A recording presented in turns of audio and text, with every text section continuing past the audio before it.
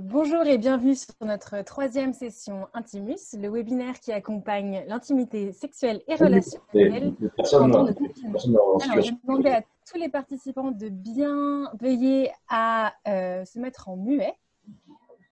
Merci à tous. Donc, Intimus vous est proposé par la chaire UNESCO Santé sexuelle et droits humains et à travers la plateforme Zoom. Donc, 3 thèmes seront ici abordés durant les différents webinaires. Garder une bonne santé sexuelle en temps de pandémie grâce aux valeurs relationnelles, couple et coronavirus, et le confinement comme possible terrain pour les violences. Tous les jours, nous accueillerons un ou une experte pendant 1 heure, le temps d'aborder un thème en lien avec cette période de confinement. Donc, je suis Georgina Lepoul, je serai à l'écoute de toutes vos questions durant ce webinaire. N'hésitez surtout pas à envoyer vos questions sur le chat en adressant vos questions à Animatrice. Toutes les questions sont bien sûr anonymes, n'hésitez pas à participer. Donc, maintenir le désir, renouveler le désir à deux et la place des ce thème que nous allons discuter ce matin. En effet, le confinement peut avoir un impact non négligeable sur la sexualité individuelle et en couple et peut accentuer dans un sens ou dans un autre la fonction sexuelle. Cependant, et heureusement, il existe des leviers pour faire face à quand la fonction sexuelle est en difficulté. Donc, nous tenterons de faire le tour de toutes ces questions avec notre expert, le professeur Thierry Troussier, médecin de santé publique et sexologue et professeur à l'Université Paris-Diderot. Bonjour Thierry. Bonjour à tous et à toutes. Donc, nous remercions au passage Philippe Legonidec à la technique. Donc, et bonjour, bonjour à Georgina, bonjour à Philippe. Et puis Grèce doit être quelque part, qui est aussi notre animatrice, mais qui n'est pas là aujourd'hui, qui n'est pas animatrice aujourd'hui. Donc bonjour à toutes. Donc Thierry, commençons par poser le cadre. Comment définirez-vous la différence entre plaisir et désir ? Bon, entre plaisir et désir, eh bien, c'est deux pôles qui sont en tension. Le plaisir est essentiellement dans un pôle qui est physique, charnel, corporel, qui met en jeu les 5 sens. Le désir est plutôt dans un pôle qui je dirais social et mental. Et nous le verrons tout au long de cet petit entretien que le désir va être intimement lié à du mental, à ses représentations, à ses souvenirs corporels aussi. Et donc, en fait, désir et plaisir, si le plaisir est un moteur au désir, le désir est aussi dans l'objectif d'acquérir du plaisir. Pas toujours, mais ça peut exister. Donc voilà, tension et réciprocité dans les attentes de l'un vis-à-vis de l'autre, et réciproquement. Très bien. Et donc, en quoi la sexualité peut être modifiée par le confinement que nous vivons actuellement ? Bon, ça, je pense qu'on y reviendra tout au long. En ce qui concerne aujourd'hui la première partie du question de plaisir et du désir, chacun a son propre plaisir et sa façon d'y arriver. Chacun d'entre nous a aussi un désir. On peut désirer quelque chose, bien évidemment, ou désirer quelqu'un. C'est un élan qui nous porte vers cette chose ou vers cette personne. On pourrait... moi, j'ai un double appel là. Vous êtes très demandé. C'est fait. Non, c'est pas très demandé, pas plus que nous tous. Donc, ce désir qui nous porte à aller vers l'un et vers l'autre vont, dans le cadre du confinement, se tourner vers les personnes qui nous sont le plus proches. Quand on vit à 2 ou à plusieurs, et quand qu'on vit seul et qu'on utilise les réseaux sociaux pour communiquer, eh bien notre désir va s'exprimer donc aussi à travers les réseaux sociaux. Alors que d'habitude, eh bien, on peut prendre que ce désir amène une rencontre, un plan sexuel, un plan amoureux, un plan relationnel, un plan affectif. Dans le cadre aujourd'hui eh bien, du confinement, nous ne pouvons pas réaliser ce type de plaisir quand on est éloigné. D'une part, donc on voit bien la difficulté, d'autre part, quand on est tous les jours avec son ou sa partenaire, bien évidemment, on ne peut pas non plus satisfaire ses attentes et ses désirs, surtout s'ils ne sont pas partagés. Nous y sommes beaucoup revenus déjà dans le premier et deuxième webinaire avec Joël, et donc ce désir et ce plaisir en temps de confinement vont mettre en jeu principalement les valeurs sur lesquelles on intervient souvent et que l'on répète, qui est notamment le respect, certes le respect de soi, mais le respect de l'autre et le respect de l'environnement dans lequel nous sommes. Donc on sera amené bien évidemment à rediscuter de l'impact du confinement sur non seulement le désir, mais sur son imaginaire et ses fantasmes. Donc, vous parliez justement du fait que ce temps de confinement redéfinit notre accès à notre partenaire. Donc, tout le monde n'est pas confiné avec son partenaire, ce qui veut dire qu'on est peut-être amené à explorer d'autres aspects de la sexualité que l'aspect physique. Quels sont ces autres aspects de la sexualité qui peuvent être amenés à être explorés en ce moment? Eh bien, il y a le troisième pôle, qui est le pôle mental. Le troisième n'est pas ni le premier ni le dernier. Il n'y a pas de préséance entre ces pôles de tension physique, sociale et mentale qui sont définis par l'OMS et qui sont tous reliés par un émotionnel. Mais l'émotionnel, s'il peut se voir et se vivre physiquement, si l'émotionnel a un objectif et une réalité dans le social par la vie relationnelle et la façon dont on l'exprime, bien évidemment, l'émotionnel est aussi le pôle du mental et du ressenti personnel. L'OMS définit la sexualité comme une place centrale pour l'être humain, qui associe donc, comme je l'ai dit, le physique, le biologique, mais sur le plan social, l'identité et son rôle sexuel, voire son orientation. Mais il définit aussi, dans la définition, c'est officiel, l'érotisme. Donc là, on pourra en discuter plus dans le mental, le plaisir, le physique, l'intimité, qui est le relationnel, mais il définit aussi deux mots qu'ils incluent dans la sexualité, c'est la reproduction, qui est une finalité finalement de la sexualité, et heureusement qu'il y a du plaisir et qu'on a du désir pour pouvoir se reproduire, mais ce n'est pas une obligation, on peut se reproduire sans plaisir, d'autre part, sans désir, et on peut se reproduire maintenant avec l'aide de la médecine, différemment quand on a des problèmes pour pouvoir se reproduire. Et en fait, en 1974, dans la définition de la sexualité, de la santé sexuelle, était inclus la notion de l'amour, mais cette notion de l'amour, d'abord, est très variable, même chez nous, et on en a discuté, je pense qu'on en rediscutera, mais surtout, elle n'est pas forcément partagée à travers les différents pays. Alors, ce que je viens de dire, eh bien, ça se vit. Et comment ça se vit, cette sexualité centrale? Eh bien, sous forme de la pensée, sous forme de fantasme, voilà d'où ça vient, sous forme de désir, mais aussi croyances et valeurs qui vont nous permettre d'avoir certaines attitudes, des comportements, certaines pratiques, certains rôles dans la relation avec l'autre et qui vont nous permettre de définir différentes relations. Et on voit bien que pensée, fantasme, valeurs, etc., vont avoir un impact dans le quotidien de tous les jours et encore plus quand on est l'un face à l'autre ou l'un face à soi-même et face à un écran, comme nous sommes aujourd'hui à travers le virtuel. Mais c'est quand même cette richesse de la technique qui nous permet aujourd'hui d'échanger. Et j'espère que vous n'hésiterez pas à poser toutes les questions que vous avez envie sur désir, fantasme, imaginaire. On en est où là-dessus, Georgina? Et bien justement, vous avez abordé des questions qui provoquent des questions, notamment sur l'érotisme et le fantasme. Je vous propose de commencer par les fantasmes.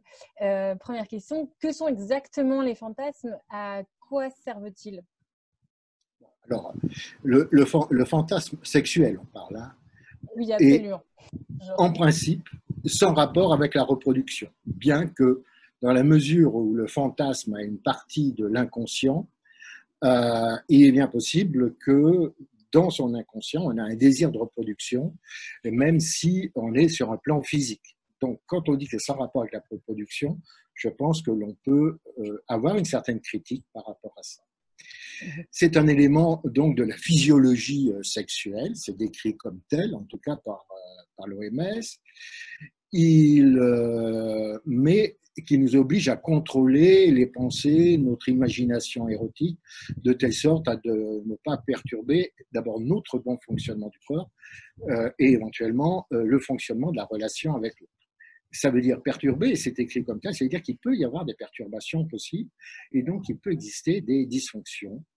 Voilà ce que je pourrais dire sur les fantasmes. Alors, il y a beaucoup de formes de fantasmes. Il y a des fantasmes qui peuvent être inavouables, c'est-à-dire qu'on ne peut pas parler, dans lesquels on peut se sentir culpabilisé parce qu'on se dit mais pour quelle raison j'ai ce type de fantasme. On va faire simple, on a une orientation homosexuelle avérée et on peut avoir un fantasme qui vient hétérosexuel et réciproquement on peut être hétérosexuel, avoir un fantasme homosexuel. C'est un exemple. Mais les fantasmes, ça peut être aussi sur des lieux dans lequel on peut rêver d'avoir une sexualité, peut-être au vu et au su du monde. Bon, ça veut dire s'exhiber dans un rapport sexuel. Bon, ben, ceci est l'exhibition, dans la mesure où elle n'est pas partagée, elle n'a pas l'accord d'une grande partie de la population. Par exemple, un fantasme de faire l'amour face à une fenêtre pour que des voisins en face puissent voir.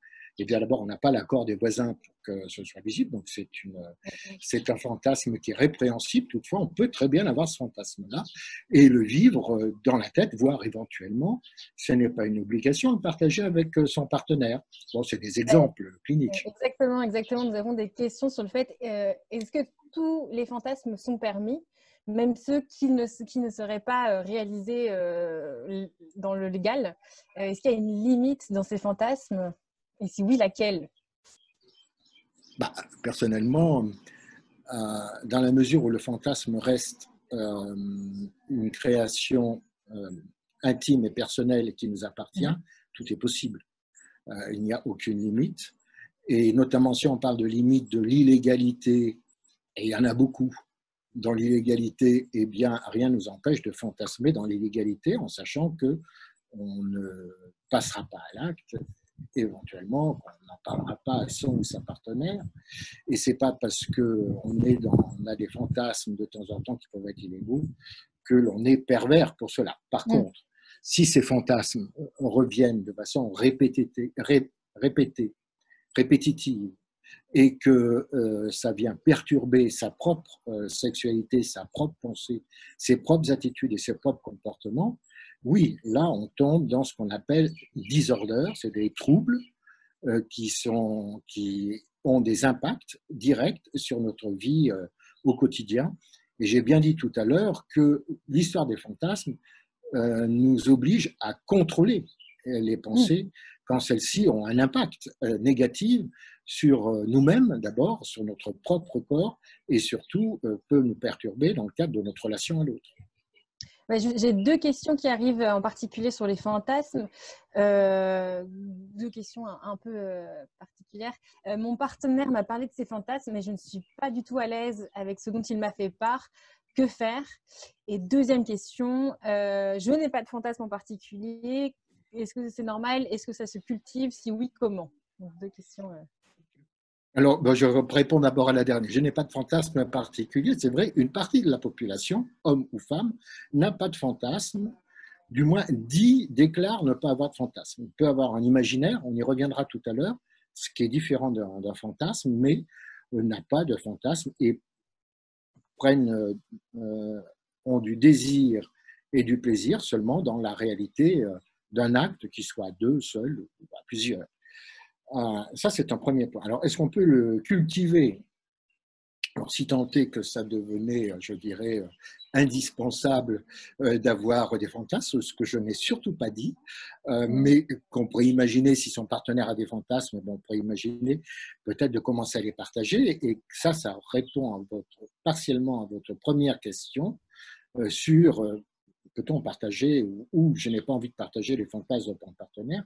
Donc, le fait de le signifier à votre partenaire et qu'il le comprend, s'il commence à vous raconter un fantasme et qu'il voit votre langage non verbal désapprobant, ou si au cours d'un acte sexuel, il vous raconte un fantasme et que au lieu de vous exciter, cela plutôt a tendance à vous inhiber, c'est l'opposé de l'excitation, bien évidemment, d'une part, votre partenaire ne reviendra pas sur ses fantasmes, ou du moins vous en reparlerez ensuite en disant voilà ce qui m'a gêné dans ton fantasme, ou cette partie-là m'a gêné, et à ce moment-là, vous pourrez réciproquement peut-être partager des fantasmes qui sont entendables, peut-être pas forcément acceptables, parce que tout n'est pas forcément acceptable, mais entendable dans le partage avec son ou sa partenaire. Il me semble avoir répondu aux 3 questions. Mais... Oui, il me semble aussi. Donc, on parlait là à l'instant de la place des fantasmes dans parfois le désir sexuel. On me pose pas mal de questions sur le lien entre désir et excitation et l'origine du désir. L'origine du désir, on pourrait d'abord on pourrait philosopher très longtemps. Socrate, par exemple, c'est très vaste. Hein.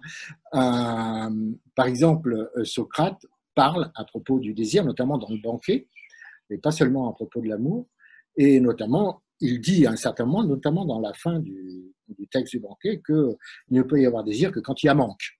Bien. Alors, qu'est-ce que ça veut dire quand on ne manque pas de son ou sa partenaire qu'on désire et qui est là? Est-ce qu'on perd le désir à ce moment-là? Donc, vous voyez que ça, c'est une première question. Une deuxième, c'est Descartes et Spinoza qui ont une position un peu différente entre le désir. L'un le met sous la volonté et sous la raison, c'est-à-dire on ne peut désirer que si notre volonté, notre raison le dit, et l'autre le met au-dessus, c'est-à-dire à une part d'inconscient dans le désir. Et ça va être repris par Freud plus tard sur la notion du désir qui associe à la fois le conscient et l'inconscient. Alors, soyons plus simples. L'éros et l'érotisme, va conjuguer le désir. Et notamment, l'éros, c'est un dieu, comme Vénus, qui s'associent tous les deux réciproquement sur un désir et une attirance sexuelle. Voilà au moins ce qu'on pourrait dire, et on peut désirer sans aimer. Donc, vous voyez, ce n'est pas forcément associé à l'amour, et on peut aimer aussi sans désirer. Ça existe. C'est souvent un malentendu entre l'homme et la femme. Le désir est considéré en lien avec le besoin sexuel, pulsionnel de l'homme, en disant, voilà, il est sous testostérone, il a ses besoins, il faut y répondre. Bon, c'est pas vrai. Pas moins et pas plus que la femme peut avoir des désirs, peut avoir... de la part de l'audience suite à cette déclaration que vous venez de faire. D'accord, et donc il y a une égalité entre la femme et les hommes concernant bien sûr la notion de désir, mais surtout la notion de besoin. Et alors, qui dit désir quand même dit risque d'inhibition et d'excitation. Soit c'est partagé, on est excité, tout va bien, soit c'est inhibé. J'en discutais un peu ce matin sur le sujet, puisque je parlais avec mon entourage sur ce sujet-là, et c'est vrai qu'on me disait, mais tout le monde ne travaille pas en télétravail, tout le monde n'est pas salarié, il y a des responsables notamment d'artisans, de petites entreprises qui actuellement sont en énorme difficulté et qui n'ont pas du tout la tête libre pour se rendre à cette notion du désir déjà vis-à-vis d'eux-mêmes, se désirer soi-même, s'aimer soi-même, et vis-à-vis de l'autre. Et donc, cette discussion nous a amené à se dire, OK, d'accord, donc une partie de la population aujourd'hui est en vraiment difficulté, est en stress important, soit parce qu'il y a des malades proches, c'est une des raisons, ou soi-même, soit parce que sur le plan professionnel, il y a un risque réellement de survie après cette crise sanitaire. Bien. Donc, vraisemblablement, on n'est pas, de façon vraisemblable et réelle, on n'est pas forcément disponible au désir, au fantasme, même à l'imaginaire. Donc, comment faire? Une question, un grand débat ce matin avant d'en parler avec vous. Eh bien, je vous rappelle que quand on est confiné, il faut avoir une activité physique. Certains feront du yoga, d'autres feront de la gymnastique, d'autres pourront écouter de la musique, d'autres regarderont un film. En fait, il faut, comme nous le disait Joël hier, dans le second webinaire qui sera bientôt mis en place sur la chaîne YouTube, il faut savoir couper avec son quotidien pour pouvoir avoir un moment de disponibilité. Et il est difficile, au cours d'une journée, à n'importe quel moment, pour certaines personnes, de se rendre vraiment disponible, je dirais, à la fonction érotique, peut-être qu'on y reviendra tout à l'heure, qui associe évidemment plaisir, désir et érotisme, c'est-à-dire, notamment dans l'érotisme, avoir un imaginaire et le concrétiser avec son ou sa partenaire, que ce soit virtuellement ou que ce soit dans son domicile. Je ne veux pas être trop long, mais c'était une discussion extrêmement intéressante que Joël y avait pensé hier et moi, je n'avais peut-être pas tout à fait percuté. Peut-être que je suis entouré de personnes qui ont moins ce problème actuellement. Mais justement, j'ai un témoignage dans ce sens. Mon moral est bas avec le confinement. Je suis stressée et un peu anxieuse. De plus, je me retrouve confinée avec d'autres personnes que mon partenaire. Nous n'avons eu que très peu de rapports depuis le début du confinement et ça m'inquiète. Donc ça allait tout à fait, ça va tout à fait dans le Je sens. pense qu'il y a avoir compris. Deuxièmement, je vous rappelle que la moyenne française de 2,5, ça c'est en temps normal, en temps, je dirais d'abord c'est une moyenne, certains en ont moins d'un rapport par semaine et d'autres en ont plus. Et puis aujourd'hui, beaucoup de couples vivent séparés à distance et les rapports sexuels ne sont pas du tout réguliers. Et cette enquête qui remonte maintenant à 2005, qui disait qu'en moyenne, le Français et Françaises, nous avions à peu près 2,5 rapports sexuels par semaine entre 18 et 69 ans, est peut-être mise à mal aujourd'hui, dans un sens ou dans l'autre, je n'ai aucune idée. Voilà. Donc, moins de rapports sexuels actuellement, alors que l'on est, entre guillemets, a priori disponible, a priori chez soi. Ben, c'est un leurre. C'est vrai, on est chez soi, mais on n'est pas disponible. Je pense que entre les informations des réseaux sociaux dans un sens et dans l'autre, les fake news, les contre-indications de la fake news 3 minutes après que un de nos collègues est lu et nous a renvoyé, ah mais non, mais ça c'est une fake news, etc. C'est extrêmement chronophage, premièrement. Et deuxièmement, comme l'a très bien dit cette personne, elle peut avoir son esprit ailleurs et vraiment, je dirais, préoccupée, à juste titre, c'est-à-dire qu'elle ne peut pas résoudre tous les problèmes qu'elle a en tête. Donc, c'est une préoccupation. C'est avant de pouvoir les résoudre, eh bien, ça occupe l'esprit, ça occupe l'imaginaire et ça ne laisse pas beaucoup de temps au désir. Surtout si les enfants sont extrêmement prenants, pour ceux qui en ont, qui sont plus ou moins turbulents à cause du confinement. Enfin, vous voyez, je pourrais augmenter en fait les raisons pour dire cool, quoi, et ayons une sagesse interne, une sagesse à plusieurs, pratiquons tous ensemble une bonne gymnastique, il faut mettre des chaînes YouTube sur aérobic, etc. Ça fait une super musique et tout le monde se met à faire, pourquoi pas, une activité physique dans la maison, ça détend. Et ça peut être un bon remplacement temporaire d'une activité sexuelle qu'on aurait peut-être désiré, voulu, ou que son partenaire ou sa partenaire aurait voulu et désiré.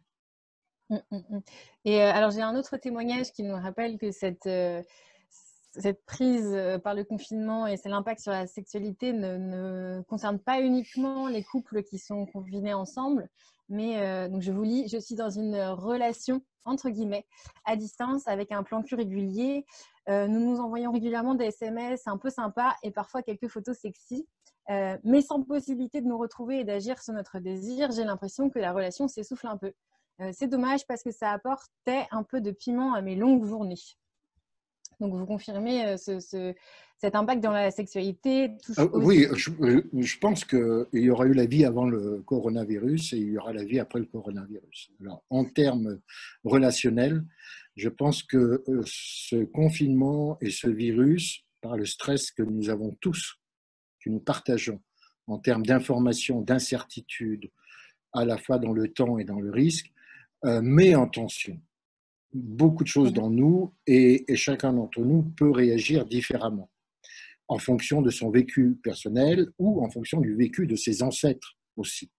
Et donc, c'est bien compliqué. Donc, que la relation soit présentielle, réelle ou qu'elle soit virtuelle, eh bien, c'est vrai qu'elle risque de se repositionner et que, alors, d'où fantasme et imaginaire que l'on peut partager aussi à deux. Il n'y a pas que des photos physiques qui peuvent être très, très excitantes. Les mots les jeux que l'on peut avoir à distance, se bander les yeux, par exemple, même à distance, et proposer à son partenaire de guider les caresses, sont des jeux qui peuvent se réaliser et dans lesquels on peut ressentir du plaisir dans la mesure où on sent qu'on est guidé par son ou sa partenaire et réciproquement. Vous Je pense parliez, que j'espère que l'imaginaire sera extrêmement fort et j'ai confiance dans l'être humain, sinon j'aurais pas fait ce métier d'abord de médecin et puis ensuite m'occuper de la sexualité comme beaucoup d'autres s'en occupent aujourd'hui. donc vous avez parlé plusieurs fois donc, de l'imaginaire, de l'érotisme. On me demande de préciser exactement qu'est-ce que l'érotisme, quelles sont les limites et Oui. comment cultiver son érotisme à soi et l'érotisme du couple. D'accord. Alors ça, je vais y venir dans un instant, mais je voudrais qu'on parle de l'imaginaire. Parce que l'imaginaire, vous ne m'avez rien posé. On m'a posé des questions sur le fantasme, sur le désir. Pourquoi j'ai marqué l'imaginaire? J'ai proposé dans notre travail avec Joël, dans cette conception, pour quelle raison l'imaginaire? Parce que l'imaginaire, ce n'est pas le fantasme. L'imaginaire nous appartient, c'est notre pensée, nous appartient à chacun d'entre nous. Soit on le fait dans un rêve éveillé, on imagine comme ça, soit on le fait endormi. C'est une mentalisation. Une mentalisation, c'est-à-dire une construction mentale, voire éventuellement une visualisation qui est interne, à l'intérieur d'entre nous. Donc vous voyez qu'on n'est pas du tout dans le fantasme, on n'est pas dans quelque chose, on est dans un imaginaire, dans un rêve. Et souvent, ce rêve est associé au souvenir, notamment, je dirais que c'est assez freudien, à la mémoire corporelle, c'est-à-dire au ressenti, dans le toucher que nous pouvions avoir dans la petite enfance, pourquoi pas, comme le dit Boris Cyrulnik, lorsque l'on est dans le ventre de sa mère à partir à peu près de 4 mois. C'est l'histoire des 1000 jours dont vous retrouvez un post sur My Sex, My Right qui a été posté il y a quelques jours, notamment par notre Instagrammeuse. Ensuite, eh bien, l'imaginaire, c'est les empreintes sensorielles et corporelles. Voilà ce que je dirais. Et dans l'imaginaire, je sais que certains s'adonnent à des jeux de rôle, beaucoup, puisqu'ils sont confinés, ils ont peut-être plus de temps de libre. Et ces jeux de rôle, qui sont des pratiques ludiques, qui sont typiquement de la production de l'imaginaire, c'est un exemple typique. Ces jeux de rôle sont aussi conçus comme un terrain d'investigation et de définition sociale entre rôle masculin, rôle féminin. Et là, on voit bien que l'imaginaire est extrêmement variable. Et vous voyez que ça n'a rien à voir avec les fantasmes. Donc, il y a vraiment une différence entre les deux. Alors, si on revient sur qu'est-ce que la fonction érotique, ou qu'est-ce que Alors, la fonction érotique est une fonction qui dépasse évidemment le simple fonction sexuelle physique.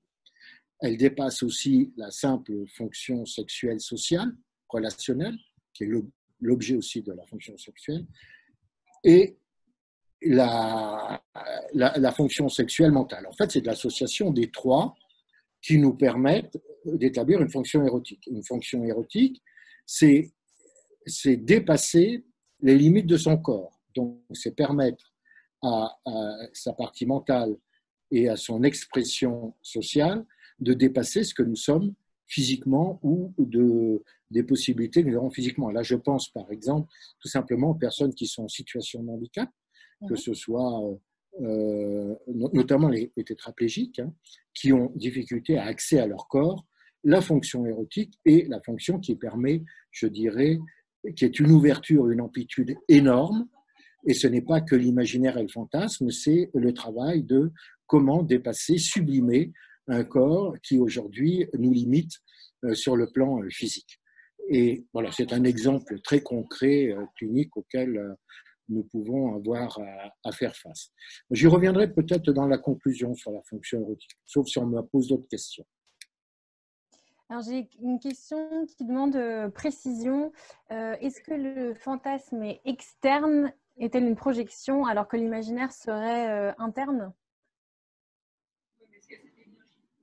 Alors, l'imaginaire est interne, ça c'est sûr. Le fantasme n'est pas forcément externe, il peut être interne et externe. Ça veut dire qu'on peut avoir des fantasmes dans sa tête qui sont plutôt… La notion de fantasme est surtout associée à une notion de désir qui est hors de ses habitudes, je dirais, de sa réalité, et dans lequel on aimerait pouvoir y répondre. Mais par exemple, quand on a des fantasmes qui sont illicites, alors, probablement sont bien des fantasmes qui sont internes, mais dans lesquels le fantasme est dans l'aspect conscient.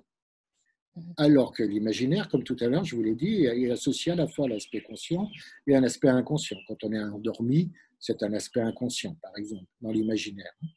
Donc, et on peut peut-être vivre des fantasmes dans les rêves, pourquoi pas, mais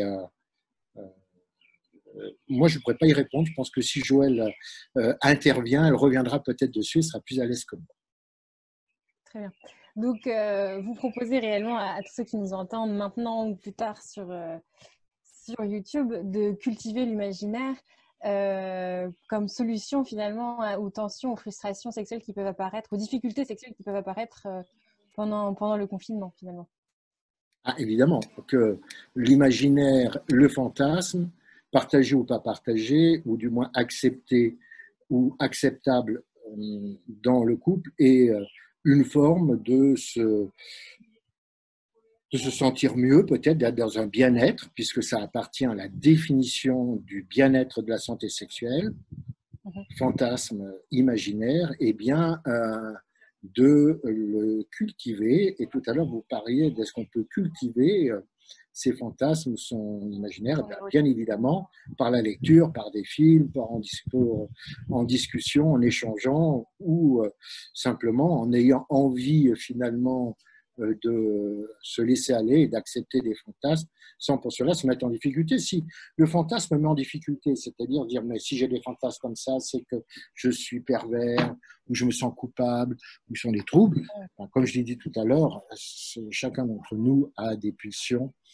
qui sont complètement illégales, des pulsions de meurtre, des pulsions de violence, des pulsions qui peuvent être non visibles, de peur, d'effrayer, on est effrayé, etc. Bon, bien, on est là, notre volonté, notre esprit doit permettre de les sublimer, et c'est pas pour cela que l'on s'y adonne. Par contre, si ces aspects de fantasmes perturbants reviennent constamment et fréquemment, comme je l'ai dit au début tout à l'heure, eh bien, il faudra certainement en parler, trouver quelqu'un qui veuille bien les écouter, et sur le plan thérapeutique, et là, on touche au début de ce qu'on appelle des troubles qui peuvent avoir un impact sur la sexualité, et donc il y a des spécialistes pour écouter ce type de troubles, notamment des psychologues et des psychiatres qui ont une formation en sexologie.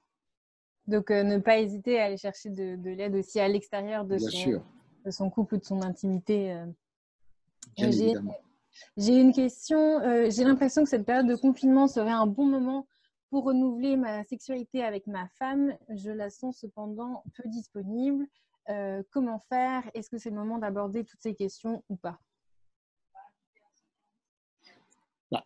Oui, je pense que… Est-ce que c'est le moment d'aborder… D'abord, si elle est peu disponible, il faut savoir pour quelle raison elle est peu disponible. Est-ce qu'elle est peu disponible ou pas disponible?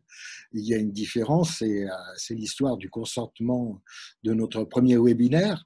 Est-ce que c'est un…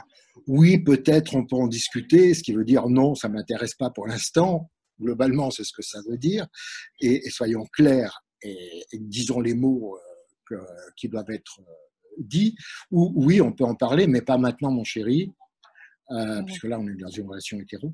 À tel moment, on prendra un temps, etc. Et puis, si à tel moment, le temps n'a pas été possible parce qu'il y a eu d'autres occupations, eh bien, il faut savoir répéter à sa partenaire ou son partenaire qu'on souhaite avoir un temps et en discuter. Bon, alors ensuite, si c'est pour discuter, pour se mettre en difficulté, c'est-à-dire d'avoir des propositions, d'avoir une sexualité que l'autre ne peut pas actuellement assumer, alors que d'habitude, il l'assumait plus ou moins de façon agréable et acceptable pour soi, eh bien, à ce moment-là, il faut aussi, dans le cadre du respect et de la dignité, accepter que l'autre peut avoir un psychisme ou une personnalité qui est différente de la sienne. C'est pas pour ça qu'elle est moins aimable et moins amante ou amant.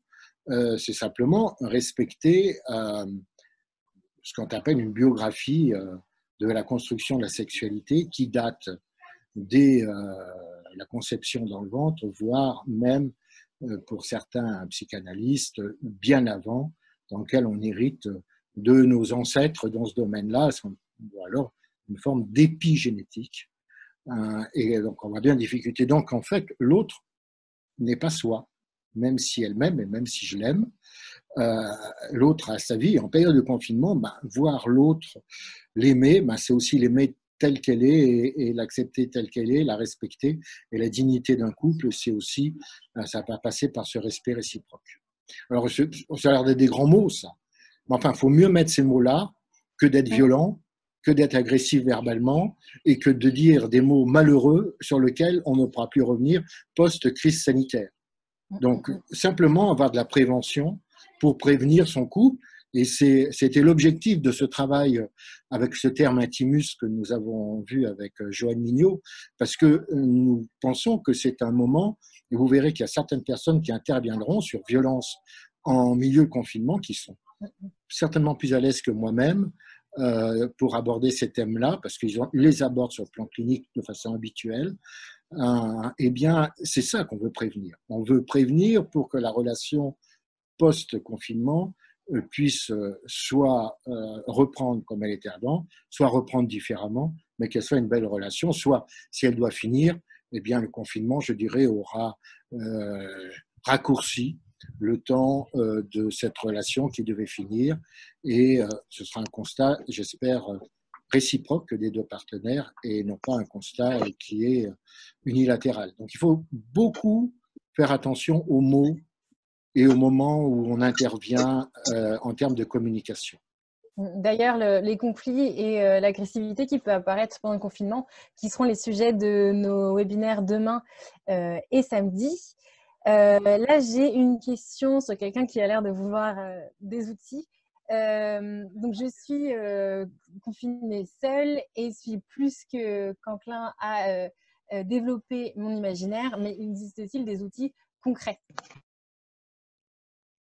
Les outils concrets, je sais pas, il faudrait, là, j'ai peur de voir la personne qui arrive, Georgina, il faudrait retirer sa vidéo. C'est bon. Voilà, merci. Des outils concrets, ça peut être la lecture des films, des bandes dessinées, de la musique, tout cela est tout à fait possible. Les outils concrets, c'est aussi partager avec des amis, etc., en disant, mais toi, tes fantasmes, c'est quoi, etc. Donc, c'est le moment de communiquer, surtout quand on est seul.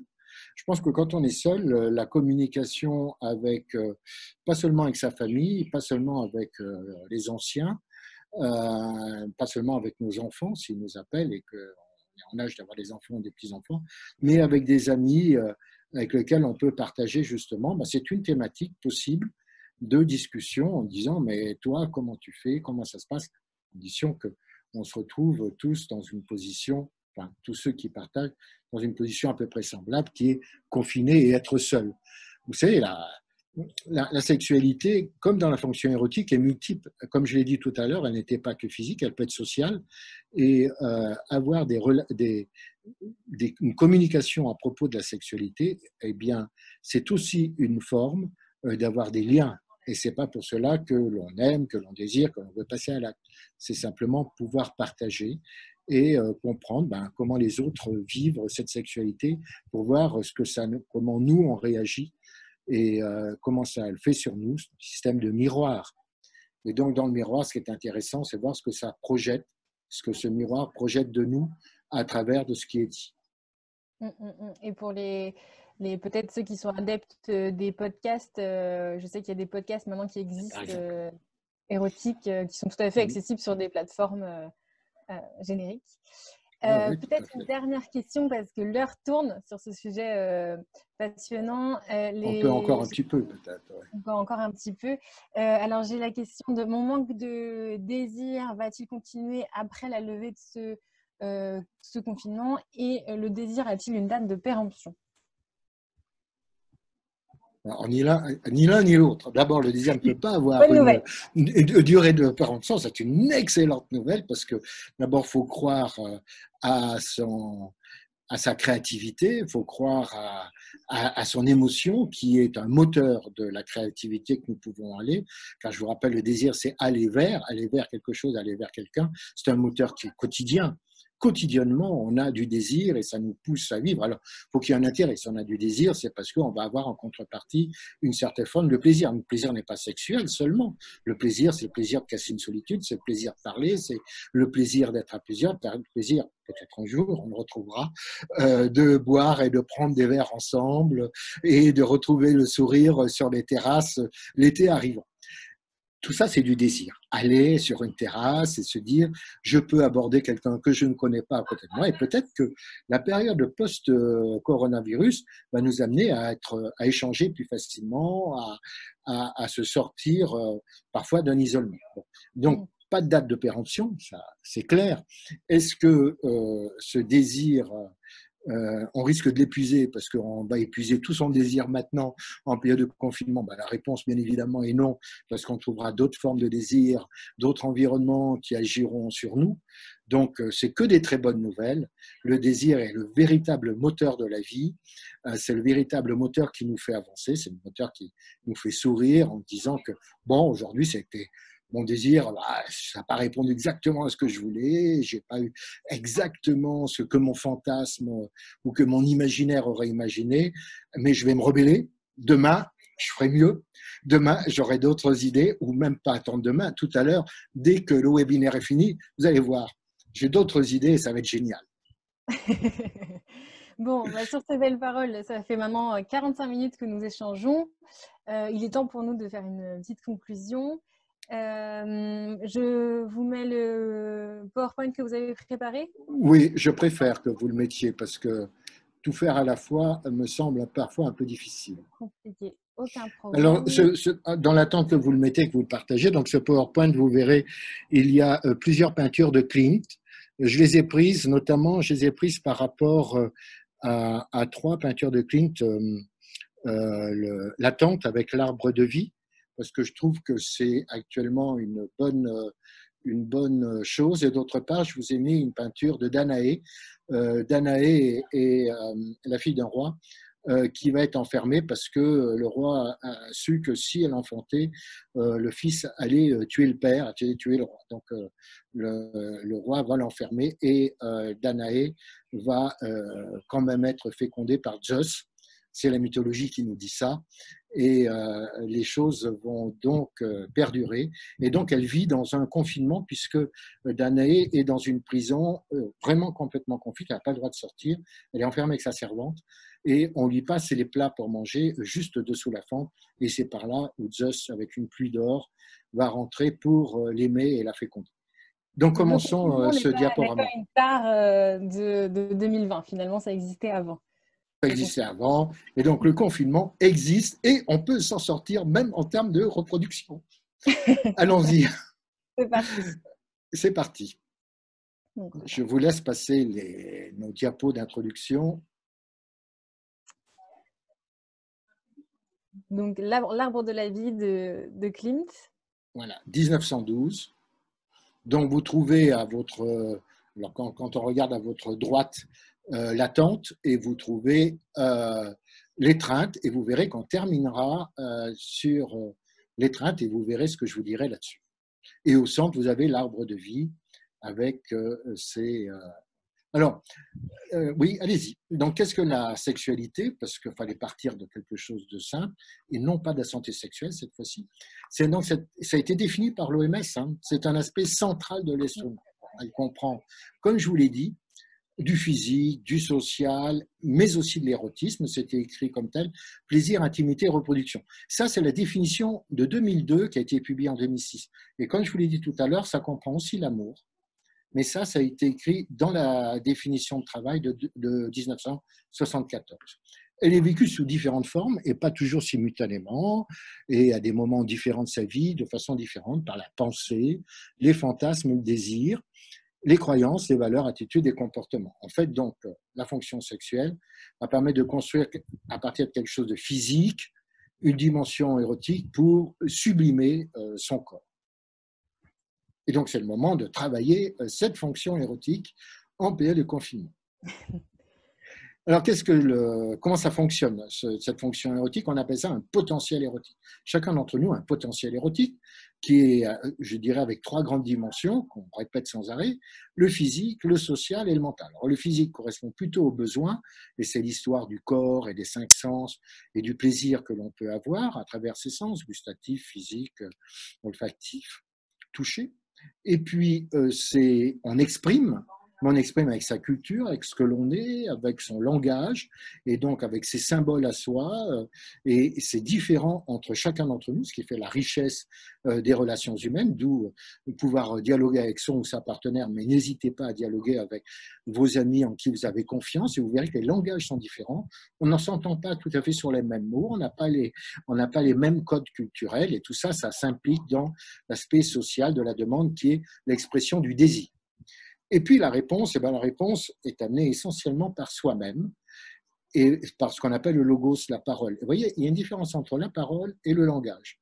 Le langage, c'est de la parole dans le cadre d'une culture, et donc il va être modifié par l'éducation, etc. La parole, c'est le logos, c'est les mots que l'on prononce déjà pour soi, dans son imaginaire, dans son fantasme, mais dans lequel on peut aussi dialoguer avec l'autre en sachant qu'à ce moment-là, de ma parole, je vais utiliser le langage pour communiquer avec les autres. Donc, langage égale communication, dimension sociale. La parole, le logos, c'est typiquement l'être humain, c'est sa force de penser. Donc, l'être est au centre. Et pour réaliser cette fonction érotique, ce potentiel, eh bien, il va falloir déjà métamorphoser son corps physique pour créer des stimuli du désir, on va le voir à l'instant, pour l'autre. Et puis ensuite, il va falloir transformer ces stimuli en désir dans un imaginaire, on pourrait dire une métaphysique. Donc en fait, quand on dit il faut sublimer dans le cadre de la sexualité, la sublimation, c'est d'une part la métamorphose de son corps dans une direction sociale, et d'autre part, du social vers le mental, une métaphysique pour rendre et répondre à la parole. Allez-y. Voilà. Alors, qu'est-ce que le désir? J'ai dit tout à l'heure, donc essentiellement, là, on parle d'Eros et de Vénus. Vénus n'est pas là, c'est bien dommage, mais c'est le désir et l'attirance sexuelle. Vénus ne veut pas spécialement dire la femme et Eros l'homme, même si c'était comme ça à une époque grecque. Aujourd'hui, Eros et Vénus habitent chacun d'entre nous. Le désir sexuel, c'est la capacité à anticiper positivement un plaisir que l'on va avoir érotique à le mettre en œuvre. C'est un élément de convoitise. C'est érotique et sexuel, donc sont des objets, comme j'ai dit, de polarité entre social et génital, une tension dans laquelle le mental va prendre sa place. Et comme je vous l'ai dit tout à l'heure, aussi le désir dépend souvent de la résolution de l'interdit, de ce qui est illégal, de ce qui n'est pas permis. Et donc, comment on peut le résoudre? Eh bien, pas forcément par le passage à l'acte, mais parfois de l'inconscient, du fantasme, de l'imaginaire. Et tout ça est dans une organisation sociale. J'entends par organisation sociale que l'expression, comme nous avons vu tout à l'heure, du désir, du langage, dépend de la culture sociale dans laquelle elle vit. Par contre, le désir peut être un logos qui nous appartient à l'intérieur de nous-mêmes, qui nous permet de transcender et de transgresser ce que l'on veut dans la mesure où ça nous appartient. C'est notre liberté intime à l'intérieur d'entre nous. L'imaginaire, je l'ai dit, je ne le répéterai pas, mais dans l'imaginaire, on peut imaginer les fantasmes. Donc, quand tout à l'heure, vous me disiez externe ou interne, tout ça peut quand même se rejoindre. Avoir des fantasmes, donc c'est positif dans la culture, dans quelle culture de son érotisme. Si vous n'en avez pas, ce n'est pas un problème. Si vous en avez, c'est positif vis-à-vis de vous-même. Mais tout le monde ne fantasme pas, comme je vous l'ai dit, et du moins ne fantasme pas de la même chose, nous le savons. Notion de culpabilité et notion de partager ou pas ces fantasmes. Il faut donc dépasser ou être à l'écoute de son ou sa partenaire, qu'il soit virtuel ou réel, pour le réaliser. Allez-y. Voilà, donc Danaé, vous voyez, qui est repliée sur elle-même dans un carré, qui est une très belle peinture de Klimt, dans lequel cette femme a une identité. À l'évidence, c'est une femme. À l'évidence, elle est fécondée. Ceci ne veut pas dire qu'elle est forcément hétérosexuelle. Elle peut très bien être homosexuelle. Enfin, elle s'affirme comme telle. C'est ce qu'on appelle l'assertivité. Elle a une certaine attraction avec ses cheveux, sa bouche entrouverte, se laisser aller dans ses yeux. Ben ça, c'est les stimuli que l'on pourrait avoir, du désir qu'on peut avoir, et les composantes. Alors, les composantes de ce désir fantasme, comme je l'ai vu, comme je vous l'ai déjà dit, elles sont socioculturelles, fonction de nos connaissances, de nos valeurs, de notre morale, de notre croyance, de nos religions, pour ceux qui en ont, de l'éducation qu'on a reçue, mais pas seulement, des mythes, puisque là c'est le mythe de Danaé et de Zeus, voire de l'idéalisation qu'on peut avoir d'imaginer. Alors l'environnement agit dessus, c'est pour ça qu'on est avec vous actuellement. En effet, le confinement de l'espace est une privation en apparence de liberté dans l'espace, mais ce n'est pas une privation de liberté à l'intérieur de nous-mêmes, et elle peut se négocier.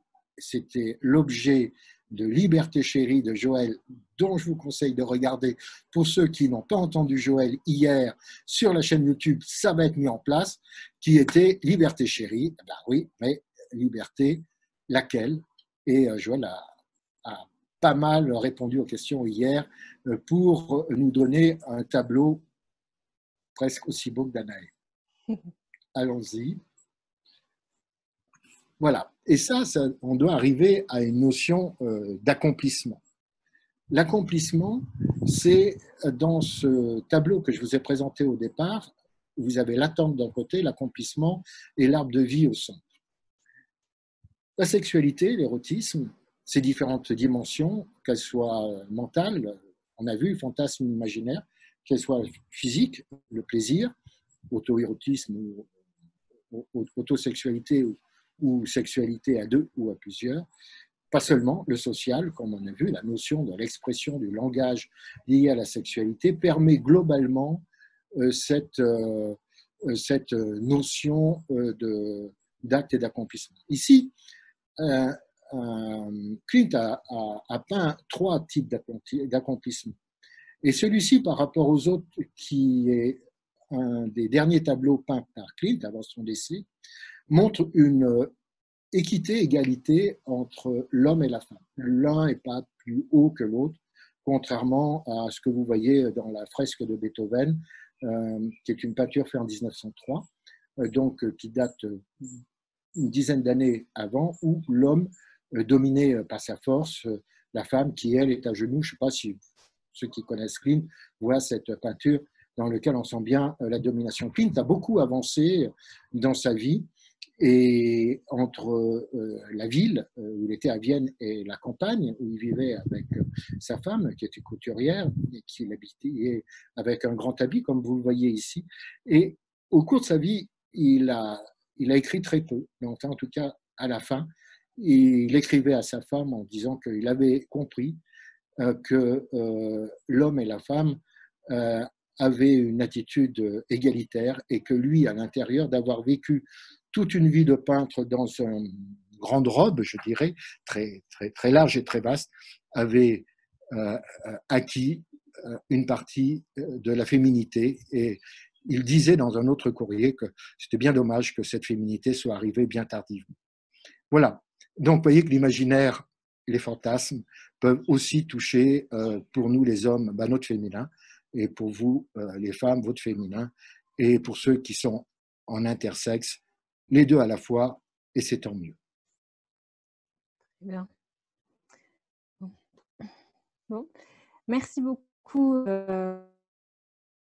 pour cette idée de fin. Donc, merci pour cette intervention, Thierry. Vous êtes là, vous n'êtes plus là. Oui, si, je suis là. Je suis là. Merci, Georgina, d'avoir fait l'intermédiaire avec les personnes. On était déjà un peu plus aujourd'hui, tant mieux. Nous espérons pouvoir, parlez-en et diffuser autour de vous pour qu'on ait plus de personnes qui se joignent à nous. On va tenter de mettre ça sur Facebook, peut-être live, ça va arriver.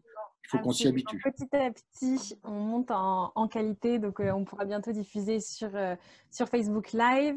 Vous allez retrouver incessamment sous peu toutes ces vidéos-là sur le YouTube de la chaire UNESCO Santé sexuelle et droits humains, dans lequel vous trouverez toute une bibliographie pour ceux et celles qui veulent aller un peu plus loin sur les thématiques qu'on a abordées aujourd'hui. J'en profite encore une fois pour remercier Philippe Le Gonidec à la technique et Grace qui était l'animatrice de l'ombre aujourd'hui. Donc, c'était la 3e session Intimus. Je vous propose qu'on se retrouve demain, toujours à 11 h, pour cette fois-ci aborder la question de comment faire quand les conflits apparaissent en ces temps de promiscuité. En attendant, je vous souhaite tous une très belle journée et puis à très bientôt. Au revoir. Au revoir.